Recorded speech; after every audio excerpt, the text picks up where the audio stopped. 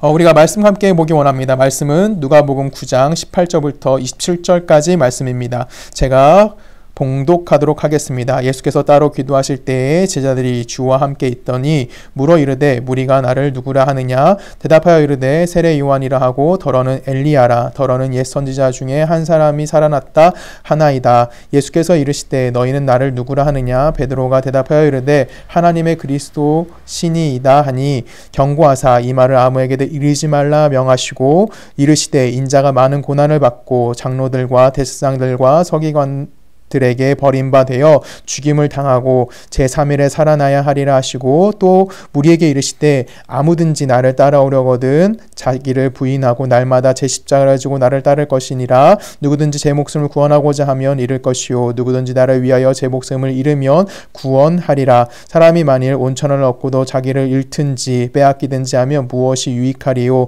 누구든지 나와 내 말을 부끄러워하면 인자도 자기와 아버지와 거룩한 천사들이 영광으로 올 때에 그 사람을 부끄러워하리라. 내가 참으로 너희에게 이르노니 여기 서 있는 사람 중에 죽기 전에 하나님의 나라를 볼 자들도 있느니라. 아멘. 우리 함께 기도하십니다. 사랑에 많으신 아버지 하나님 감사합니다. 하나님의 은혜와 하나님의 놀라운 사랑이 있기에 오늘 우리가 하나님 앞에 나와 예배합니다. 하나님 이제 말씀 드릴 터인데 하나님 우리 듣는 귀 열어주시고 더욱더 깨어 하나님의 백성으로서 삶에 대하여 고민할 수 있는 우리 모두가 되게 하실 걸 믿사오며 살아 역사하시는 예수 그리스도의 이름으로 감사하며 기도했습니다. 아멘. 자, 오늘 우리가 오랜만에 모인 듯한 느낌이 들어요. 저는 왜냐하면 온라인으로 또 혼자 이제 예배 드리고 있어서 좀 질만 하면 오프라인에서 또 모이고 오프라인이 또 익숙해질만 하면 또 온라인으로 모이고 반복되어지고 있지만 아무튼 감사합니다. 너무나 감사한 거고 지난주에 박재복 선교사님이 마지막으로 우리가 오프라인에 모여서 함께 나눌 수 있었던 건 너무 감사했던 것 같아요. 아무튼 오늘은 우리가 이제 온라인으로 예배를 다시 시작하기 때문에 저는 입이 좀 편해졌습니다.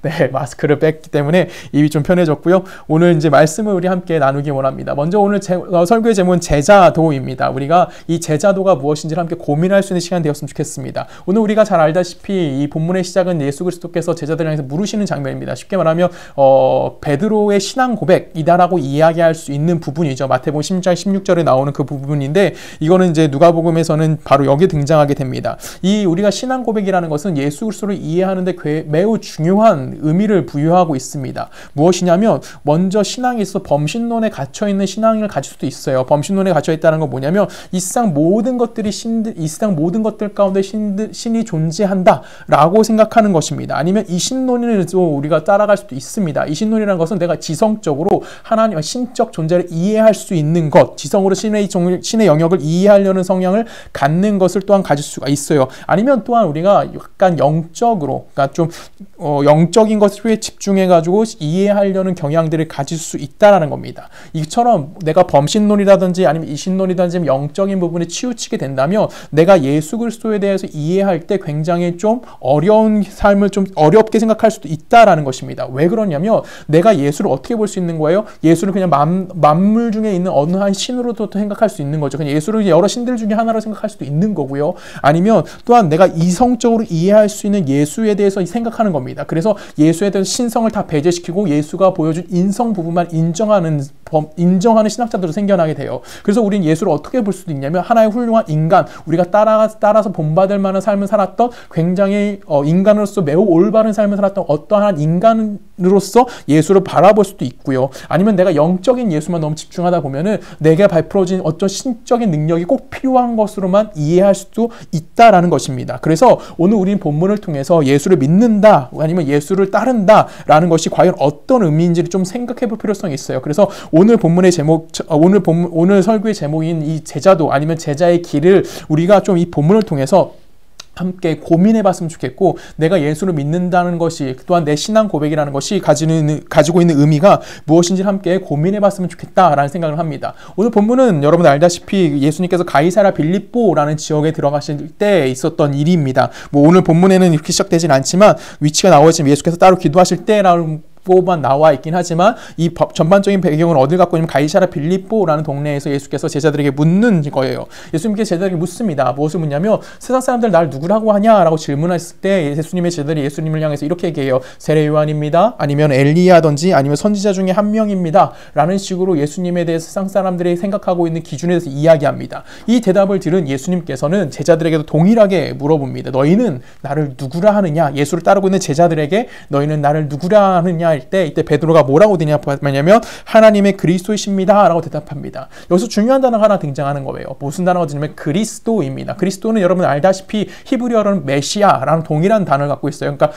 헬라에서는 그리스도라고 표현하는 그 단어가 히브리어에서는 메시아예요. 메시아는 여러분 어떤 뜻을 갖고 있습니까? 기름 부음 받은 자라는 뜻을 갖고 있어요. 이걸 우리가 그냥 통칭해서 쉽게 생각하면 하나님의 뜻을 이룰 종, 뭐 하나님의 약속된 종이라는 의미를 가질 수 있다라고 볼 수 있습니다. 하나님의 일을 완결짓고 또한 모든 것을 하나님의 뜻대로 실현할 종의 모습으로서 우린 누가 비교할 수 있냐면 이미 다른 메시아라고 기름 부음 받았던 사람들과 비교할 수 있는 거예요. 대표적으로 선지자들과는 매우 구분되는 자들이죠. 선지자는 어떤 자들입니까? 분명히 그들도 하나님의 기름 부음 받은 자들입니다. 그런데 그들은 하나님의 말씀을 전하는 자들이지 하나님의 뜻을 이룬다던가 하나님의 언약을 실현하는 의미를 갖지 않아요. 그래서 그 메시아라는 의미가 갖고 있는 의미는 매우 독특한 위치를 갖고 있다는 것을 생각해 볼 수 있습니다. 우리는 구약과 신약을 다 알고 있기 때문에 지금 성경에서 말하고 있는 그리스도가 예수라는 사실은 우리가 너무나 잘 알고 있는 겁니다. 오늘 베드로의 고백을 들은 예수님께서는 21절에 우리가 이해할 수 없는 이야기를 하십니다. 우리 먼저 20절부터 다시 한번 읽어볼게요. 20절 말씀 제가 다시 한번 읽도록 하겠습니다. 예수께서 이르시되 너희는 나를 누구라 하느냐? 베드로가 대답하여 이르되 하나님의 그리스도시니이다 하니 21절이에요. 경고하사 이 말을 아무에게도 이르지 말라 명하시고 라고 말합니다. 이 말씀을 좀 읽다 보면 좀 이상한데 분명히 베드로가 하나님의 그리스도이십니다 라고 분명히 고백을 합니다. 신앙 고백을 합니다. 예수 당신은 그리스도예요 라고 우리에게 분명히 고백을 하는데 예수님 그 말을 뭐라고 하십니까? 경고하사 뭐 하지 말래요? 아무에게도 이르지 말라 명한다 라고 합니다. 그러면 우리가 이 본문을 보면서 그러면 예수님께서 내가 신앙 고백하는 거를 주의해서 해야 되나? 라고 생각할 수도 있어요. 그런데 이 본문은 여기서 이것에 대해 경고하시는 것이 아니라 이 뒤에 연결되는 내용이 중요합니다. 이 밑에 연결되는 내용을 좀 읽어보도록 할게요. 다시 한번 21절부터 읽을게요. 경고하사 이 말을 아무에게도 이르지 말라 명하시고 이르시되 인자가 많은 고난을 받고 장로들과 대제사장들과 서기관들에게 버림받아 죽임을 당하고 제3일에 살아나야 하리라 하시고 라고 이야기합니다. 지금 뭐라고 말씀하시고 계십니까? 내가 이제 고난을 받을 거야 라고 이야기하는 거예요. 처음으로 제자들에게 하시는 말씀입니다. 지금 베드로에게 신앙 고백을 들으신 예수님께서 이제 아무에게도 이야기하지 말라고 명령하셨던 것이 하나 나오는데 그것이 무엇이냐면 인자는 고난을 받을 거야. 누구에게? 장로들과 대제사장들과 서기관들에게 고난을 받을 거고 그들에게 죽임을 당할 거고 내가 사흘 만에 다시 한번 부활할 것이야에 대해서 예수님께서 이야기하시는 겁니다. 즉 예수님께서 이제 비로소 제자들에게 뭘 얘기하시는 거예요? 내가 고난받을 것을 제자들에게 처음으로 이야기하시는 장면이 나옵니다. 그리고 그 다음에 23절의 내용이 이어져요. 23절이 제가 있습니다. 또 무리에게 이르시되 아무든지 나를 따르려거든 자기를 부인하고 날마다 제 십자가를 지고 나를 따를 것이니라 라고 이야기합니다. 처음으로 예수님께서 자기가 죽음을 맞이할 것이고 고난을 당할 것이다 라고 하는 것을 제자들에게 이야기해 주신 이후에 예수님께서 뭐에 대해서 말씀하십니까? 우리가 잘 아는 제자도에 대해서 이야기하시는 거예요. 여기서 말하는 건 뭐예요? 내가 죽을 것이고 이제는 내가 뭘 너희들에게 요구한다? 제자도를 요구할 것이다 라고 이야기합니다. 즉 예수님께서 우리들에게 제자도를 설명하실 때 먼저 무엇을 얘기하시는 거예요? 고난받을 것이다 라는 것을 먼저 이야기해 주신다는 거예요. 그러면 제자도라는 것은 결론적으로 고난당해 죽은 그 예수 그리스도가 따라간 그 고난의 길을 따라가는 것이 무엇이라고 얘기하는 겁니까? 그것이 제자도라고 이야기하는 거고, 즉 우리는 예수를 따르는 우리는 어떤 삶을 살 수밖에 없다라고 성경은 우리에게 이야기하는 거냐면 너희는 고난의 삶을 살아야 함에 대해서 우리들에게 이야기하는 겁니다. 이것이 너무나 만만치 않은 거예요. 그래서 우리는 이 십자가의 길, 제자도 이르기를 좀 어떻게 생각할 수 있냐면 조금 인간적으로 해석하는 경우가 좀 많아요. 왜 그러면 내 삶에 고난이 닥치기 때문에 그러면 내 삶에서 겪은 고난이 내게 주어진 십자가구나 라고 생각하는 경향들이 좀 많습니다. 이것도 크게 잘못된 이야기는 아니에요. 근데 중요한 것이 하나 있어요. 무엇이냐면 이 제자도가 갖는 의미가 무엇이냐라는 것이죠. 대표적으로 쉬운 예로 하나 들어보면 이런 거예요. 뭐냐면 제가 결혼할 때 제 친구들이 축가를 불러줬습니다. 고등학교 친구들이 저를 결혼식에 축가를 불러줬는데 축가할 때 친구들이 뭘 불러주냐면 십자가를 질 수 있나 주가 물어보실 때 이거 불러줬어요. 그 저희 집사람한테 얘기한 거죠. 야, 조성을이라는 십자가 너 질 수 있어? 라고 저희 집사람한테 물어본 거예요.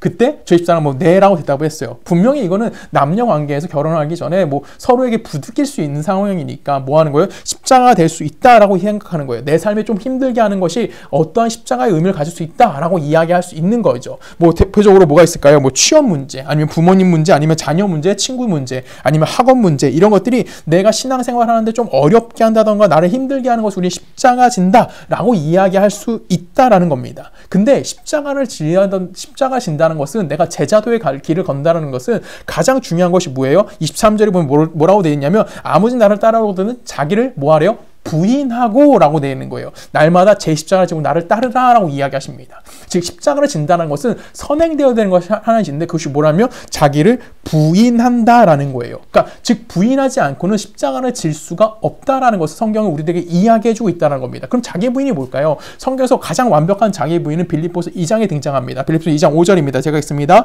너희 안에 이 마음을 품으라 곧 그리스도 예수의 마음이니 그는 근본 하나님의 본체시나 하나님과 동등됨을 취할 것으로 여기지 아니하시고 오히려 자기를 비워 종의 형체를 가지사 사람과 같이 되셨고 사람의 모양으로 나타나사 자기를 낮추시고 죽기까지 복종하셨으니 곧 십자가에 죽으심이라 라고 이야기합니다. 이것이 뭐예요? 자기 부인입니다. 자기를 비우는 거예요. 그는 어떤 분이, 하나님이 어떤 분이셨습니까? 예수님 어떤 분이셨어요? 하나님의 본체셨어요. 그리고 하나님과 동등됨을 취하지 않고 자기를 뭐 했어요? 비워 종의 형체로 이 땅에 내려오셔서 하나님의 말씀에 순종하셨다라는 거죠. 즉 자기를 비워냈다라는 거예요. 이것이 가지고 있는 것, 이것이 굉장히 중요한 겁니다. 왜 그러냐면 우리는 기독교 신앙에서 자기를 비운다라는 것은 보통 이 두 가지 정도의 의미를 가질 수 있습니다. 뭐냐면 내가 이기심을 버린다는 것과 또한 내가 자존심을 버린다, 이 두 가지로 우리는 생각할 수 있습니다. 왜 그러냐면 기독교 신앙을 얼마든지 내가 뭘 할 수 있는 거냐면 자기 자신을 세워갈 수 있는 거예요. 내가 이 정도의 신앙생활을 하고 있고 내가 이 정도로 하나님을 봉사할 수 있고 내가 이 정도의 높은 성격적 지식을 가지고 있어를 통해서 자기가 얼마나 대단한지를 세상성에 보여줄 수 있다라는 겁니다. 이것은 왜 그렇게 가능할 수 있는 거냐면 인간들 안에는 무엇이 갖고 있냐면 죄성을 갖고 있다는 거예요. 대표적인 사람이 바로 아담이라고 생각할 수 있습니다. 여러분, 하나님이 이 세상을 창조하시고 아담을 에덴 동산에 놓으셨어요. 그리고 하나님과 아담은 분명히 같이 살고 있었다고 볼 수 있습니다. 그렇죠? 하나님과 그는 동행했으니까 분명히 하나님과 대화도 할 수 있었던 자가 누구였냐면 아담이었어요. 그 아담이 어떤 걸 되게 되냐면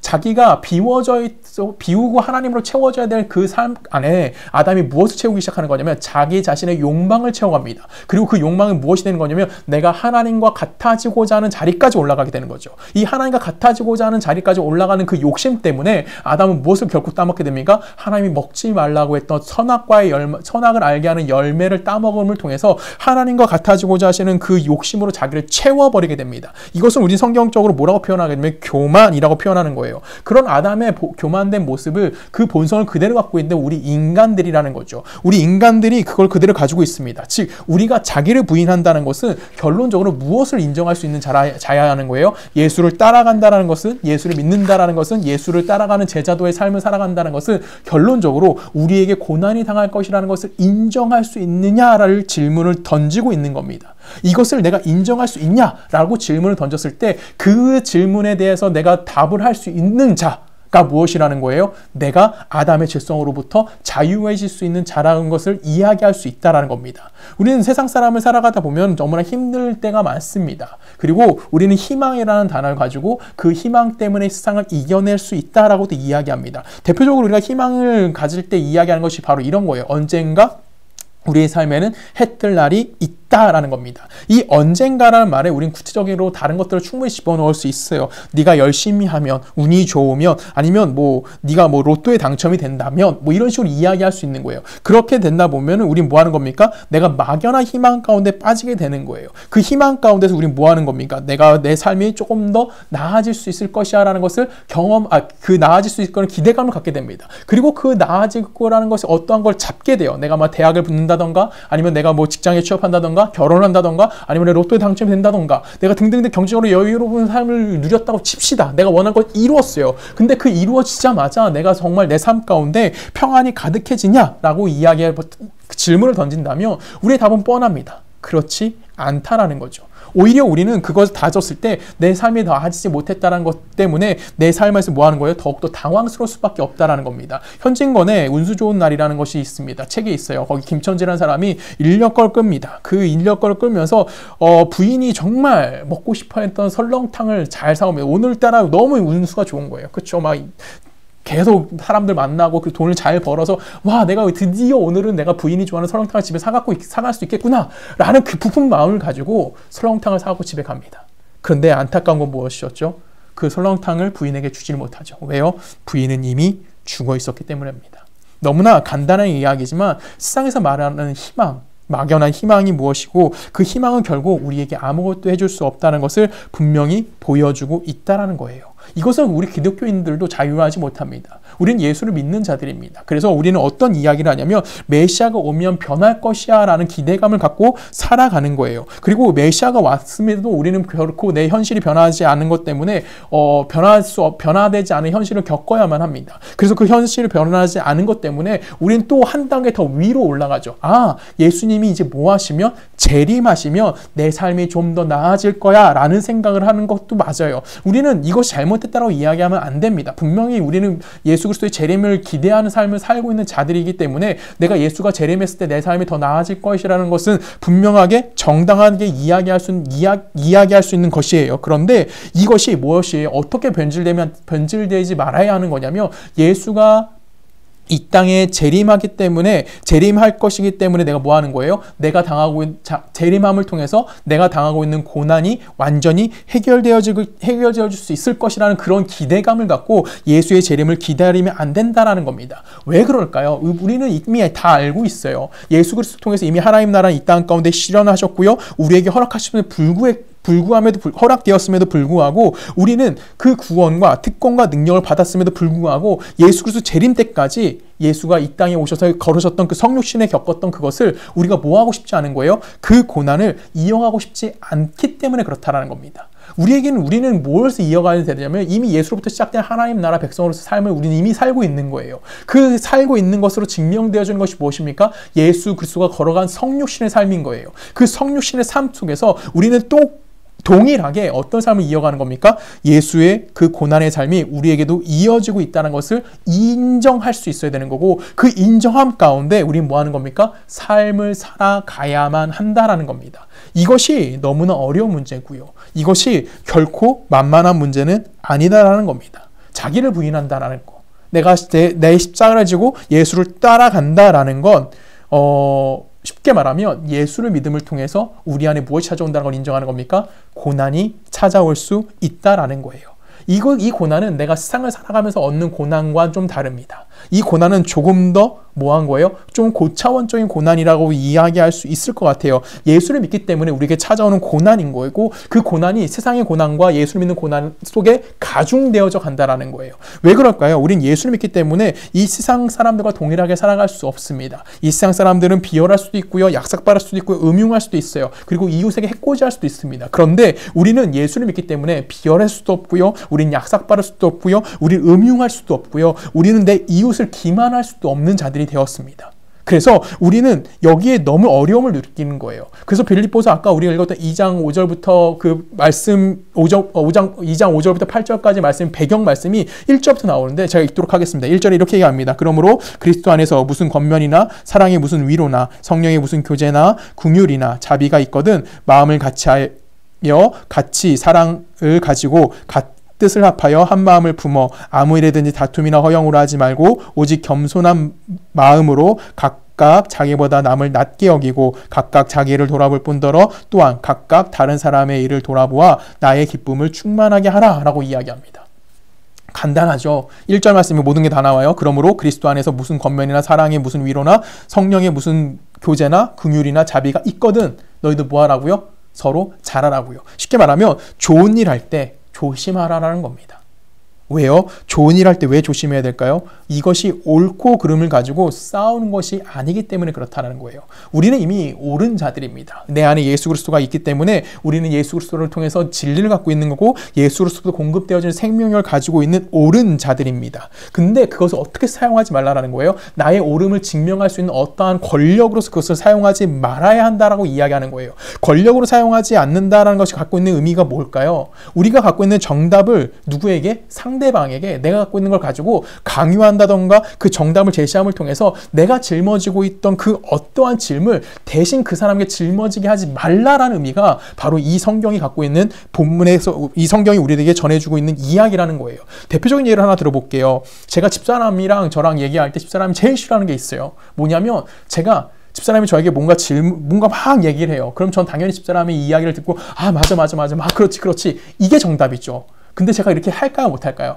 요즘에는 하려고 노력을 정말 잘하고 있어요. 그리고 이제는 제가 집사람을 이해해서 잘 하려고 노력합니다. 근데도 아직도 안 되는 것이 하나 있어요. 그게 뭐냐면 자꾸만 답을 제시하려고 그래요. 그건 그냥 이렇게 하면 그거 맞는 거잖아. 네가 잘못했네. 아니면 뭐 저 사람이 잘못했네. 그 사람이 이렇게 하고 저렇게 답을 제시해 줍니다. 왜 제가 이렇게 할까요? 부담이 되기 때문에 그래요. 이 부담이 된다는 건 뭘까요? 내가 너에게 답을 제시해를 통해서 뭐 하는 겁니까? 네가 원하는 네가 나에게 뭔가 던져주고자 하는 그 부담감으로부터 내가 자유해지고 싶다라는 거예요. 대표적으로 이런 예를 들 수 있어요. 아프죠. 아프면 우리는 대체로 뭐 합니까? 야, 이 약 먹어봐, 이거 해봐, 저거 해봐, 뭐 해봐 라고 막 정말 권면합니다. 분명히 이것은 걱정이 되기 때문에 분명히 그렇긴 한데 네가 아픈 거를 나에게 뭐 하지 말라는 거예요? 전가하지 말고 빨리 그 병으로부터 나아야 함에 대해서 그거를 요구하고 있는 거예요. 이것이 바로 우리들이 갖고 있는 뭐예요? 이기심이라고 할 수 있는 겁니다. 내가 누군가로부터 내 본성이 뭐 하고 있는 거예요? 편하고 싶은 거예요. 남으로부터 억압받고 싶지 않고 남으로부터 뭔가 남으로부터 뭔가 이렇게 억눌림 받고 싶지 않기 때문에 그 사람 때문에 내가 불편해하고 싶은 마음이 없기 때문에 내가 뭐 하는 겁니까? 자꾸만 정답을 제시하고 그 정답을 제시함을 통해서 내가 뭐 하는 거예요? 그 자리에서 빨리 벗어나고 싶어 하는 것이 바로 인간이 갖고 있는 본성이다라는 것입니다. 내가 좋아하는 사람과 만날 때도 이런 어려움이 생길 수 있는데 정말 불편한 사람과 만났을 때 누군가 나를 오버할까요? 그때부터는 정말 사람들이 독해지는 거예요. 빨리 이 문제를 해결하기 싶어서 빨리 이 문제에서 벗어나고 싶어서 정답을 빨리 제시하는 겁니다. 그리고 제시함을 통해서 뭐 하는 겁니까? 화를 내는 거죠. 이 화를 낸다는 건 정말 잘못된 것은 아니지만 화를 낸다는 건 결론적으로 뭐 하는 거예요? 강제하겠다라는 거예요. 내가 다른 사람을 강제하는 방법으로 그 화라는 방법을 사용하고 있다는 겁니다. 특히 뭐 암에 걸린 환자들에게 수많은 걱정들을 많이들 합니다. 저 역시 암에 걸렸을 때 저를 주변에서 많은 사람들이 걱정했었어요. 그리고 저 역시도 이것 때문에 걱정이 굉장히 많았습니다. 암 수술이 잘못되면 어떨까? 항암 치료는 어떻게 해야 될까? 수많은 경제적인 어려움은 내가 과연 어떻게 해야 될까? 이런 걱정들이 저를 많이 눌렀습니다. 그때 저를 찾아왔던 사람들은 100%예요. 100% 교회를 다니는 사람들이었어요. 그리고 그들 중에서 90%는 저한테 이런 말을 하고 가셨습니다. 하나님의 뜻이 있을 거야. 힘내. 이 말을 들은 저는 기분이 어땠을까요? 하나님의 뜻? 내가 암에 걸렸는데 하나님의 뜻이 뭐지? 화가 났었습니다. 왜 그럴까요? 그 사람들은 하나님의 뜻이라고 던져버린 거예요. 야, 너 날 부담 주지 마. 네가 어떻게 치료받는지 난 알 수가 없어. 그러니까 너는 뭐 하는 거야? 하나님의 뜻이니까 하나님께 맡겨. 자기한테 묻지 말라는 거예요. 더 이상 제가 그분한테 네, 감사합니다. 하나님의 뜻이 있겠죠. 이렇게 끝나버릴 수밖에 없는 거예요. 저는 아파요. 힘들어요. 고통스러워요. 무섭고요. 정말 힘든 상황에 있는 거예요. 그때 여러분 상대방을 향해서 우리가 해야 될 게 뭘까요? 야, 너 힘들어? 내가 뭐 도와줄 거 없어? 밥 한번 같이 먹자? 이 말하는 거. 이것이 뭐냐면 이것이 자기 부인이라는 겁니다. 자기 부인이라는 것은 내가 뭐 하는 거예요? 내가 내 것을 가지고 누군가의 강제함을 통해서 나를 좀 자유롭게 만드는 것이 자기 부인이 아니라 자기 부인은 내가 내가 옳음을 갖고 있음에도 불구하고 내가 뭐 하는 겁니까? 그것을 남에게 강요하지 않는 거예요. 왜요? 메시아가 그렇게 하셨어요. 메시아는 뭐 하셨습니까? 자신이 주인이 하나님 나라 이 땅 가운데 끌고 오셨습니다. 그리고 우리에게 허락해 주셨어요. 근데 절대 우리에게 강요하지 않으셨어요. 당신이 뭐 하셨습니까? 죽는 방법으로 자기를 비워 종의 형체를 가지사 사람과 같이 되셨고 죽기까지 순종하신 분이었어요. 이것이 무엇입니까? 예수가 보여준 제자도라는 겁니다. 이것이 하고 싶으십니까? 저는 솔직히 하고 싶지 않습니다. 예수님을 믿는다는 것은 예수가 누구인지, 그리고 예수를 믿는다는 것이 성경적으로 어떤 의미를 갖고 있는지를 우리가 한번 고민해 봐야 되는 거고, 그것을 따라간다는 것은 결코 만만한 문제가 아니라는 것을 여러분, 성경은 우리들에게도 역시 답을 제시해 주고 있어요. 우리는 분명히 예수를 믿음을 통해서 내가 뭔가 권력을 갖고 싶어 합니다. 성경 우리에게 이렇게 얘기합니다. 마태복음 11장을 가볼까요? 마태복음 11장 20절입니다.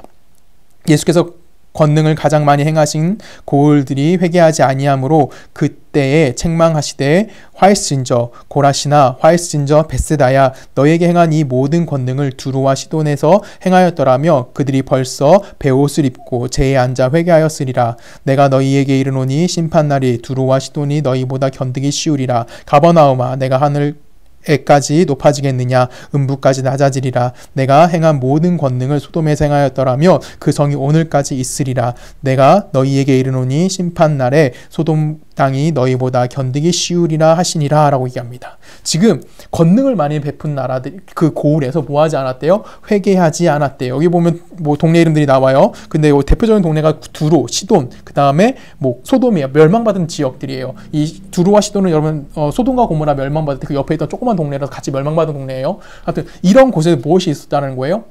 멸망받는 하나님의 그 멸망받게 되어졌다라고 이야기하는 거예요. 근데 그들에게 내가 너희들에게 행했던 모든 기적을 행했더라면 그들은 이미 뭐 했다는 거야? 멸망받지 않았을 것이야 라고 지금 이야기하시는 거예요. 예수님께서 그들을 향해서 복음을 초청하셨고요. 복음의 내용을 전달하셨고요. 하나님의 실천, 하나님의 나라가 무엇인지를 알게 하셨어요. 그럼에도 불구하고 그들은 뭘 하지 않는 거예요? 그들이 회개하지 않았다라는 거예요. 그들이 회개하지 않은 유일한 이유는 뭘까요? 그들은 예수가 전한 하나님의 나라의 권력이 세상의 권력과 다르다는 것을 알았다라는 거죠. 그래서 그들이 뭐 하지 못하는 거예요? 그들은 권력화되지 않는 거예요. 하나님의 말씀을 가지고 그들은 권력화될 수 없다. 하나님의 나라가, 하나님의 말씀이 권력화될 수 없다는 것을 그들이 알게 되었다는 거예요. 그래서 그들은 회개하지 않았다는 거죠. 하나님한테 돌아오지 않았다는 거예요. 그래서 예수님께서 계속 이렇게 말씀하세요. 25절입니다.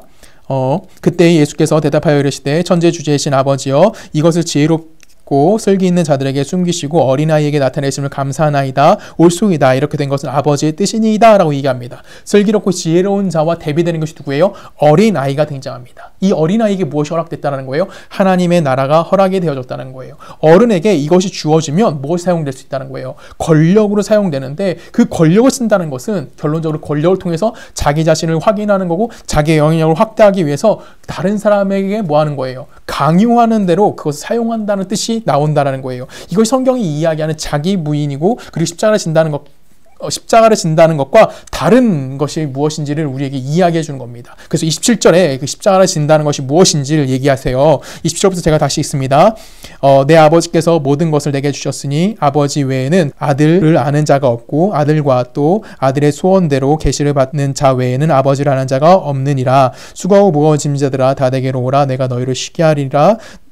나는 마음이 온유하고 겸손하니 나의 멍에를 메고 내게 배우라. 그리하며 너희 마음의 쉼을 얻으리니 이는 내 멍에는 쉽고 내 짐은 가벼움이니라 하시니라 라고 이야기합니다. 지금 예수님께서 뭐라고 말씀하시는 거예요? 수고하고 무거운 짐자들 다 내게로 와. 내가 그걸 뭐 하겠다고 얘기하십니까? 내가 그 짐을 지겠다라고 이야기하는 거예요. 그리고 나서 너희들 뭐 하라고요? 내게로 와서 나의 멍에를 같이 매자라고 이야기합니다. 여기서 그리고 같이 매는 것이 끝나는 것이 아니라 내 짐을 지는 법을 배워야 함에 대해서도 이야기하시고 있어요. 멍에를 진다는 것이 무슨 의미일까요? 1세기 때 그 소에게 멍에를 매게 하게 해요. 그런데 이 멍에를 할 때 어미소와 새끼소를 같이 매게 합니다. 즉 어미소가 모든 짐을 질고 가고요. 새끼소는 그 멍에 매는 법을 배우는 거예요. 예수께서 우리에게도 동일하게 말씀하시는 겁니다. 예수께서 가신 그 길을 우리가 함께 감을 통해서 뭐 하는 겁니까? 그 길을 가는 방법을 배우는 거예요. 너에게 수고하고 무거운 짐자 내게로 오라 라고 예수님께서 부르셨어요. 그리고 그 부르심을 그렇게 말할 수 있는 인생을 살 수 있는 예수를 살아갈 수 있는 방법은 뭐라는 거예요? 예수를 따르는 삶이다라는 것을 우리들에게 이야기하는 거예요. 예수가 어떻게 사셨습니까? 이기적으로 사셨나요? 자기중심적으로 사셨나요? 자존심을 세우셨나요? 아닙니다. 이기심과 자존심 을 통해서 스스로를 만족시키신 것이 아니라 우린 뭐 하는 거예요? 수고하고 무거운 짐자들 다 부르신 예수님께서 그렇게 사셨고 또 우리를 부르시는 우리 모두를 하나님의 자녀로 불러내셔서 예수가 살아갔던 그 삶, 겸손한 삶, 남을 남보다 낮게 여기는 그 삶을 뭐 하시는 거예요? 그 삶으로 우리를 초청하신 거고 우리는 그 삶 속에서 연장선상에서 살아가게 하신다는 것을 우리들에게 이야기해 주는 겁니다. 이것 외에는 복음이 다른 것을 증거할 수 있는 방법이 없습니다. 합신대학교 교수님이신 박영선 교수님께서 이렇게 말씀하셨어요. 복음을 강요하는 것은 복음을 훼손시키는 것이다 라고 얘기합니다. 왜 그럴까요? 복음은 누구입니까? 예수 그리스도입니다. 예수 그리스도를 통해서 완성되어진 거고 예수 그리스도만의 근거를 댈 수 있는 것이 바로 복음이라는 거예요. 이 복음에는 예수가 보여준 모든 것이 담겨져 있고 그 예수를 통해서 무엇이 드러나는 겁니까? 하나님이 이 땅 가운데 보여준 모든 것들이 모든 영광이 그 복음을 통해서 나타난다는 거예요. 그것이 무엇입니까? 예수로만 통해서 무엇이 이루어지는 거예요? 하나님의 뜻이 이 땅 가운데 이루어질 수 있다라는 거예요. 이 안에 다른 조건이나 다른 약속이나 다른 언약이 들어간다는 것은 무엇을 훼손시키는 겁니까? 하나님의 언약 자체인 복음을 훼손시키는 거고 복음의 능력이 저하될 수밖에 없게 되어진다는 겁니다. 우리 함께 같이 생각해 볼 게 하나 있어요. 뭐냐면 우리가 살아가면서 얼마나 많은 짐을 갖고 있느냐를 좀 고민해 봤으면 좋겠습니다. 여러분, 우리는 이 땅을 살아가면서 너무나 많은 사람들과 연결되어져 있어요. 나라는 사람을 통해서 한 사람 한 사람과 연결되어져 있습니다. 대표적으로 뭐 가족이 있고요, 이웃이 있고요, 지연이 있고요, 학연이 있어요. 요즘엔 또 온라인상에서 수많은 사람들과 만나게 됩니다. 또 메타버스라는 것 통해서 우리는 뭐 하게 되는 거죠? 이제는 내 스스로가 만나는 것이 아니라 나라는 누군가를 만들어내서 그 나라는 누군가 또 다른 사람을 만나게 되고 이 엄청나게 복잡해지는 상황 가운데 우리는 누군가를 만나는 사람들이 되어지게 됩니다. 이런 이해관계 속에서 우리는 분명히 그런 것들 가운데 내가 종종 책임져야 하는 상황 가운데 놓이게 돼요. 그리고 우리는 아까도 잠깐 얘기했지만 이렇게 내가 뭔가 책임져야 되는 상황을 우리는 십자가라고 이야기를 합니다. 그리고 이 십자가는 분명히 의미상의 그런 의미상의 십자가는 아니지만 내가 책임져야 되는 그 어떠한 것, 내가 그 문제로부터 좀 자유로워지고 싶고 편해지고 싶어 하는 그것을 표현함을 통해서 그런 의미에서 십자가라고 이야기할 수 있어요. 근데 여러분 잘 생각해 보십시오. 1세기 십자가, 예수가 지신 십자가가 갖고 있는 의미가 뭘까요? 십자가라는 것은 로마 형벌 중에 가장 혹독한 형벌이에요. 왜냐하면 그 사람을 매달아야 돼요. 이미 그 사람한테는 사형이 선고가 이루어집니다. 그리고 그 사람은 자기가 죽어야 될 그 십자가를 메고 죽음의 장소까지 가야 하는 거예요. 그리고 거기 가가지고 뭐 하는 겁니까? 죽음에 이를 때까지 십자가에 매달려 있어야 하는 것이 뭐예요? 그것이 바로 십자가 형벌입니다. 예수님은 자기 목숨을 뭐 하셨습니까? 예수님은 우리들에게 뭐라고 말씀하시면 십자가를 지고 따라오라고 이야기하십니다.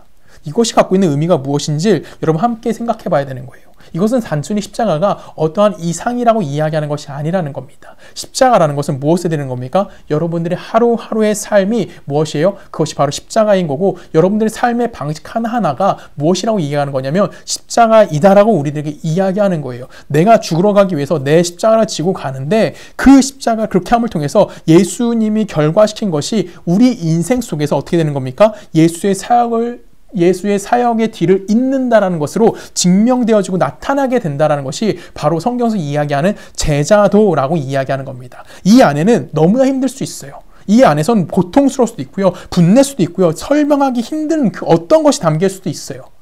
근데 그것이 뭐라는 겁니까? 그것이 십자가라는 거예요. 근데 그 안에서 내가 이것을 벗어던진다고 한다면 내가 더 이상 내가 그것을 벗어던진다고 한다면 그것은 내가 뭐 하지 못하는 겁니까? 이미 짊어질 십자가가 없어지게 된 것이라는 것을 이야기해 준다는 겁니다. 이것을 여러분들이 잘 생각하셔야 되는 거예요.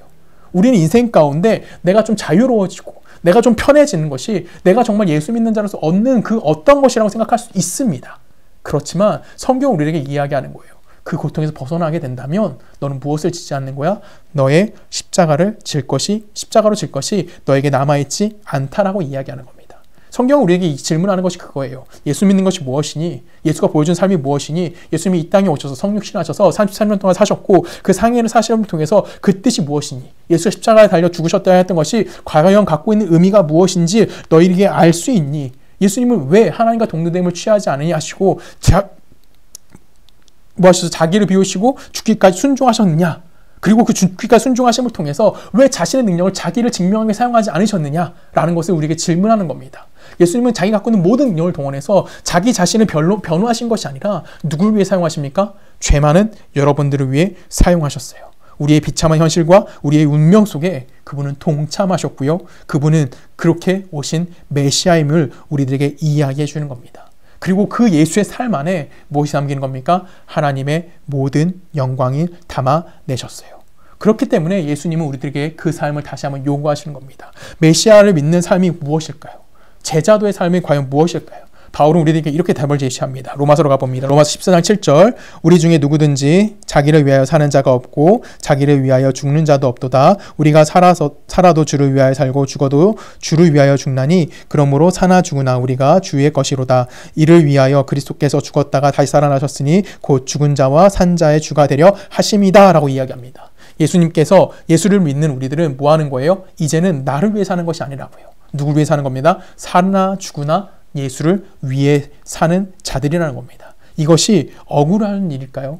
이것이 손해보는 일일까요? 결코 그렇지 않다라는 거예요. 이것은 하나님이 예수님을 보내어 하나님이 누구신가를 우리에게 나타나시는 것을 증명하시는 방법이셨어요.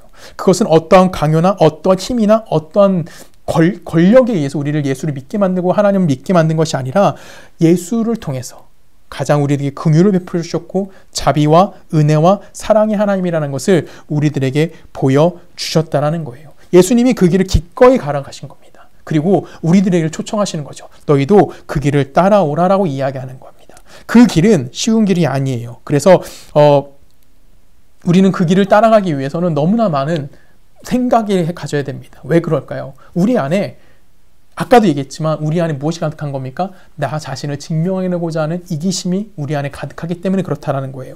이것이 로마 14장 7절과 9절이 갖고 있는 배경이 바로 그런 배경을 갖고 있습니다. 로마 14장 7절과 9절이 갖고 있는 배경은 당시에 음식물을 먹어도 되냐 먹지 말아야 하느냐라는 논쟁 속에서 발생했어요. 논쟁 속에서 시작된 거예요. 왜 그러냐면 로마라는 국가는 신이 있었고요. 시장에 나오는 모든 그 육류, 고기들은 신에게 바쳐진 뒤에 나오는 제물들이었어요. 그러니까 이미 신에게 드려진 음식이었어요. 마치 어느 때와 동일할까요? 다니엘 때와 동일한 시기였습니다. 이때 어떤 사람들이 있었냐면 우상에 바쳐진 것을 먹는 것은 우리에게 허락되어지지 않는다. 왜요? 우리는 하나님을 믿는 자들이기 때문에 우상 쪽에 바쳐진 것을 우리는 먹으면 안 된다라고 이해하는 하나가 있었고요. 또 하나는 뭐냐면 이 세상에 우상이 어디 있냐? 우리는 유일하신 예수 그리스도와 하나님을 믿고 있는 자들이다. 그렇기 때문에 이 세상에 신이 존재하지 않기 때문에 그 제사 드려진 거 문제되지 않아. 그렇기 때문에 우리는 그 음식을 먹어도 된다라고 이야기하는 사람도 있었습니다. 이 두 파 중에 누가 옳을까요? 지금도 기독교에서 많이 고민하고 있는 것들이죠. 누가 옳을까요? 바울은 그들을 향해 이렇게 얘기합니다. 10절에 내가 어찌하여 내 형제를 비판하느냐 어찌하여 내 형제를 업신여기느냐 우리가 다 하나님의 심판대 앞에 서리라. 13절 그런즉 우리가 다시는 서로 비판하지 말고 도리어 부딪힐 것이나 거칠 것을 형제 앞에 두지 아니하도록 주의하라 라고 얘기합니다. 바울이 무슨 얘기하는 거예요? 서로 비판하고 정죄해서 얻는 것이 무엇이냐라는 거예요. 너희들 서로 옳다고 주장해서 서로 자신의 정체성 확보할 생각 하지 말라는 거예요. 여러분의 정체성 어디에 있다라는 겁니까? 예수에게만 있다라는 겁니다. 예수 믿는 것만이 우리가 뭐라는 거예요? 내 정체성인 거고요. 예수의 정체성은 뭘로 증명되는 겁니까? 예수가 살아왔던 성육신의 삶인 거고 그가 하나님 말씀에 순종하여 어디까지 가는 거예요? 죽음의 자리까지 간 거예요. 세상의 기준으로 봤을 땐 실패했고 세상의 기준으로 망했던 자리입니다. 근데 그 실패와 망함의 자리에서 부활이라는 것으로 상황을 역전시켜 주시는 거예요. 그 하나님의 긍휼과 자비하심을 믿으라는 거예요. 세상 속에서는 분명히 진 것 같아 보입니다. 결국 세상의 권력은 우리가 가지고 있는 어떠한 한계조차 다른 것으로 바꿀 수 있는 하나님의 능력이 무엇인지에 대해서 우리들에게 이야기하는 거예요. 그것을 믿고 감당하면서 살아야 함에 대해서 이야기하는 겁니다. 우리가 갇혀있는 그 현실 속에 그것을 역전시키고 그것을 넘어설 수 있는 것이 무엇인지를 우리들에게 이야기해 주는 거예요. 한국교회가 잘 하지 못하는 것이 있어요. 특히 큐티라는 것을 통해서 우리가 잘못된 맹점이 하나 생겼습니다. 큐티는 서로 교제하는 겁니다. 하나님의 말씀을 나누는 거고 하나님의 나에게 주신 삶의 인생을 나누는 거예요. 근데 여러분 교회 안에서 여러분 삶을 나누실 수 있으십니까? 여러분 교회 안에서 큐티할 때 특히 지금 저희 교회는 하지 않지만 우리가 큐티할 때 가장 옳은 대답을 빨리 하고 싶어 해요. 그래서 누군가 그 대답을 하면 고민이 됩니다. 저걸 내가 했어야 되는 말인데 저 사람 해버렸네. 그래서 막 속상해요. 왜 그럴까요? 우리는 서로 정답만을 이야기하려고 해요. 그래요. 이게 한국교회가 갖고 있는 약점이에요. 빨리 정답을 이야기해야 되는 거예요. 정답을 이야기하면 여러분들에게 도움되는 것은 좋지 않아요. 정답은 이야기하는 것이 아니라요. 정답을 살아내야만 하는 거예요. 그래서 예수 믿는 것이 어려운 겁니다. 우리는 머리로는 정답이 뭔지 알아요. 예수 믿는 것은 그래서 고함 치는 것도 아니고요. 예수 믿는 것은 다수결에 의해서 결정되는 것도 아니에요. 예수 믿는다는 것은 베드로가 예수님을 부인했고요. 가룟 유다가 예수님을 팔 것을 알고 있었던 그 예수가 그들과 함께 사셨고요. 그들에게 억울함을 당하셨고 그들에게 죽임을 당해야 했던 창조주의 삶을 걸어가셔야만 했다라는 겁니다. 이것이 바로 우리들을 지으시고요. 우리들에게 항복을 요구하시고요. 우리를 사랑하신 그 사랑의 끝에 완성하실 하나님이 우리들에게 요구하시는 십자가의 길이라는 것을 여러분들이 꼭 기억하셨으면 좋겠습니다. 우리가 그 길을 가기 싫은 겁니다. 내가 그 길이 어려운 거예요. 그래서 오늘 아까 마태복음 11장에서 수고하고 무거운 짐진 자들을 다 부르시는 겁니다. 왜요? 예수가 없는 곳은 뭐 할 수밖에 없다는 겁니까? 수고하고 짐진 자들, 평안이 그 안에 존재하지 않는 곳이라는 거예요. 너희들 다 이리 와, 내가 너희를 쉬게 해줄게 라고 이야기하시는 겁니다. 여러분, 짐을 지고요. 우린 또 누구의 짐을 지어야 되는 겁니까? 이웃의 짐을 지어야 하는 거예요. 그 안에 무엇이 담긴다는 겁니까? 평안이 담기는 겁니다. 비록 이웃의 짐을 지게 되면 내 삶은 더 무거워질 거고요. 더 힘들어질지도 모릅니다. 근데 거기에 무엇이 있는 겁니까? 해결책이 있는 것이에요. 그리고 우린 그 안에서 하나님을 확인해야 하는 겁니다. 우리 안에 예수를 믿는다는 것이 무슨 뜻인지 알 수 있게 되어지는 거고요. 그리고 우리의 삶과 죽음에서 어떤 우리에게 주어지는 보상이 무엇이고 하나님의 영광된 삶이 무엇인지를 알 수 있게 되어지는 거예요. 우리가 이렇게 하지 않고 내 스스로를 다른 사람에게 증명하려고 한다라는 것은 우린 무엇을 훼손시키는 겁니까? 복음의 능력을 훼손시키는 거고요. 제자도의 길을 걷지 않는 거예요. 여러분, 우리는 어떻게 해야 될까요? 먼저 웃으셔야 됩니다. 그리고요, 들어주는 거고요. 그리고 편들어 주어야 하는 거예요. 그래, 너 잘했어. 그래, 힘들었지. 그래, 같이 웃자. 같이 밥 먹자. 그리고 우린 뭐 하는 겁니까? 우린 다시 와서 성경을 읽고요. 하나님 앞에 기도하는 거예요. 예수님의 죽으심이 인류에 없었던 반전을 이루었고요.